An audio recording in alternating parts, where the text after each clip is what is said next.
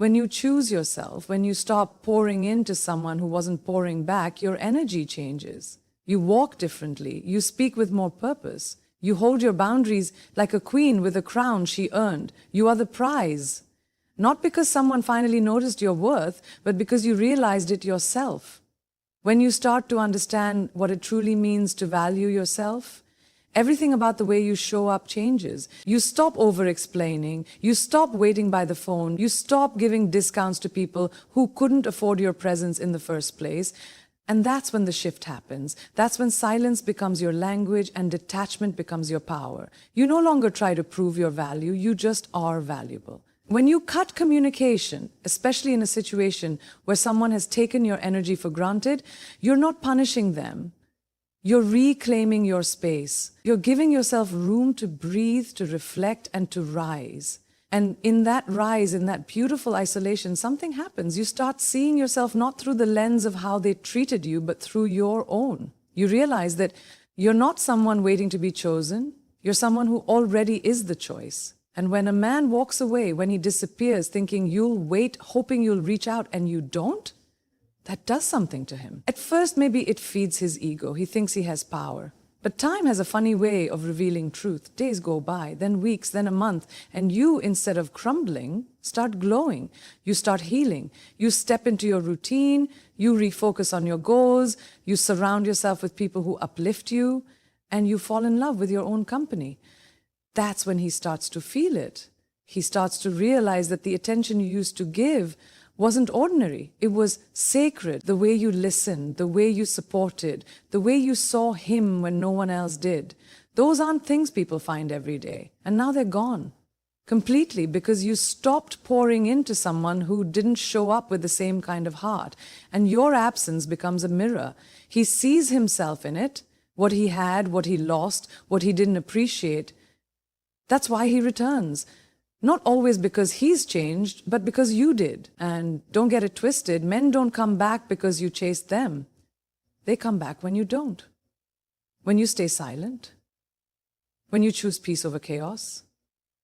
When you protect your dignity. That silence, that space you held with grace becomes unforgettable. It speaks volumes. It tells him that you are no longer the woman who waited, hoped, and begged. You are the woman who remembered who she was. There's something irresistibly powerful about a woman who chooses herself, who doesn't need to prove anything, who doesn't flinch when someone walks away. That's the kind of woman who leaves a mark. That's the kind of woman men circle back to, not to rescue, not to fix, but to see if the door is still open. Because deep down they know they messed up. They know they underestimated the strength behind your softness, the steel behind your smile. And here's the truth, being the prize isn't about arrogance. It's about alignment. It's about knowing that your love is not a bargain, that your presence is a gift, that the way you love, the way you care, the way you give, it all deserves reciprocity, not breadcrumbs. When you stand in that knowing, you naturally attract more respect, even from the people who once disrespected you. So yes, he may return, but you've already arrived. You've stepped into a version of yourself that no longer waits for external validation. You've learned to be your own home, your own peace, your own answer. And that, my love, is why you are, and always will be, the prize. Distance changes everything. It forces people to sit with silence, with memory, with emotion they've been too distracted or too proud to feel. When you remove yourself from someone's daily life, you also remove your energy, your laughter, your softness, your light. And that absence is not just physical, it's emotional. It echoes in their routine, in the places you used to go together, in the songs you sang, in the messages you once shared. It's in the quiet moments, the 2 a.m. scrolls, the sudden flashbacks. That's when they begin to feel it, your emotional impact. No contact is more than a lack of text or calls.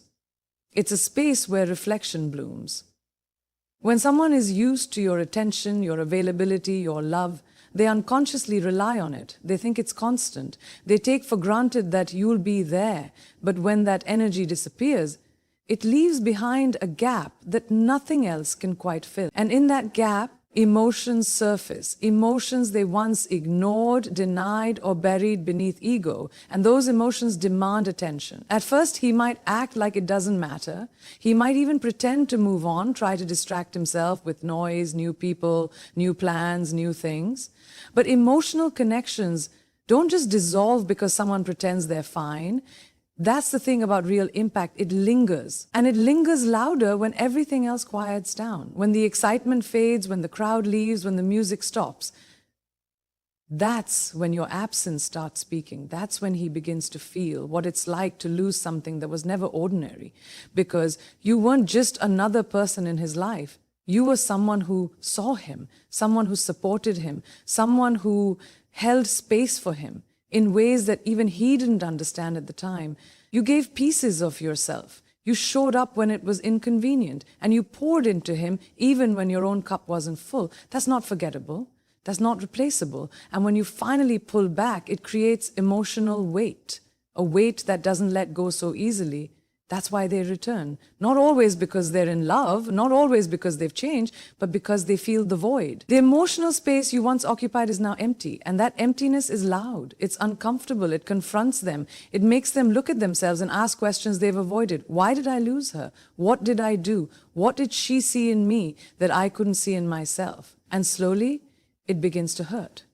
Because while you were gone, you were healing. While he was trying to forget, you were rebuilding. And that rebuilding made you stronger. It gave you clarity. It helped you recognize the emotional weight you were carrying for two, and you decided to set it down.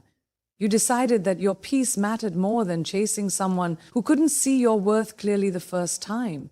And as you created distance, you gave both of you the chance to feel the truth. Unfiltered, raw, and real. It's easy to ignore someone when they're still there. It's easy to take love for granted when it's always showing up. But it's in the absence, in that still uncomfortable silence, where real emotions rise to the surface. And when they do, they come with realizations about you, about the relationship, about the moments that were missed, dismissed, or mishandled. And those realizations, they stir something deep.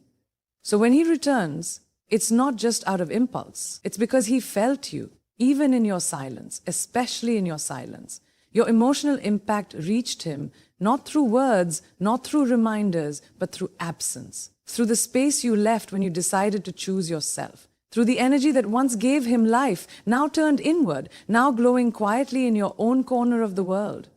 He comes back because he finally hears what you've been saying all along, not through your voice, but through your decision to walk away. And that message?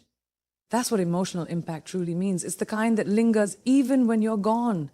Energy doesn't lie. It may be invisible, but it is felt, deeply, undeniably, and often more powerfully in silence than in speech. When you shift your energy from chasing someone to choosing yourself, from needing validation to honoring your peace, everything changes, not just around you, but within you. It's a transformation that doesn't always make noise, but it's so strong it's impossible to ignore. The people who once took your love for granted begin to feel the absence of that warmth, that care, that devotion, and it shakes them, even if they don't admit it.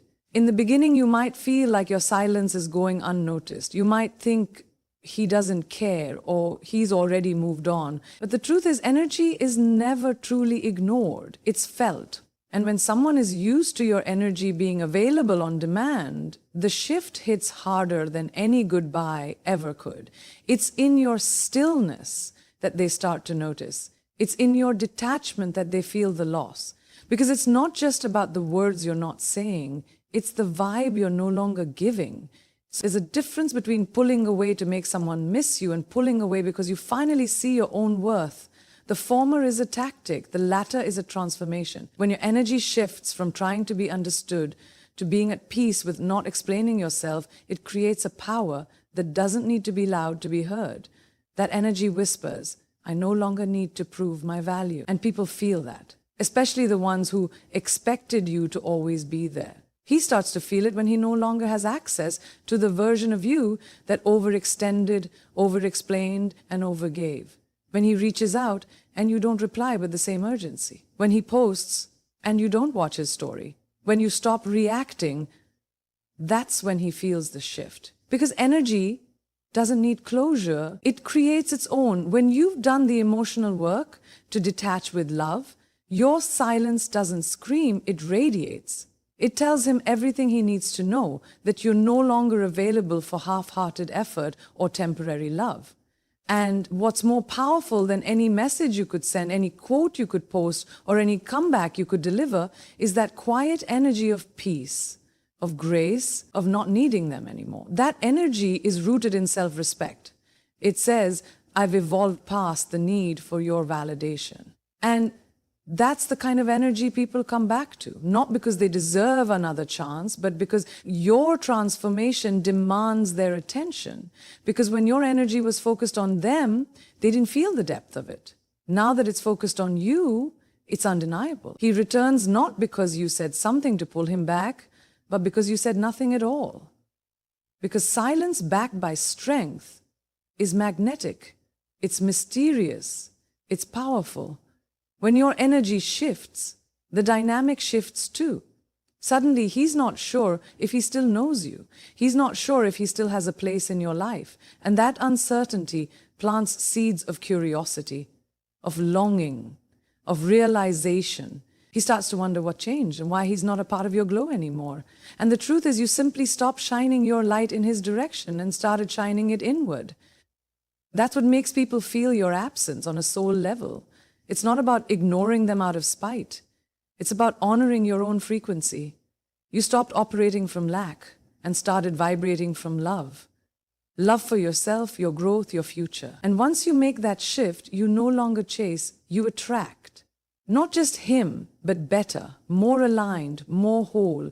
And whether he comes back or not, you don't wait. You don't pause your journey. Because your energy, now healed and empowered, refuses to orbit around someone who only noticed your worth after losing access to it. You've changed, and that change is felt. It's quiet, but it's bold. It's calm, but it's undeniable. And once your energy has shifted, there's no going back to the version of you that needed anything from anyone to feel enough. Because now you are full, not because he returned, but because you did. You returned to yourself.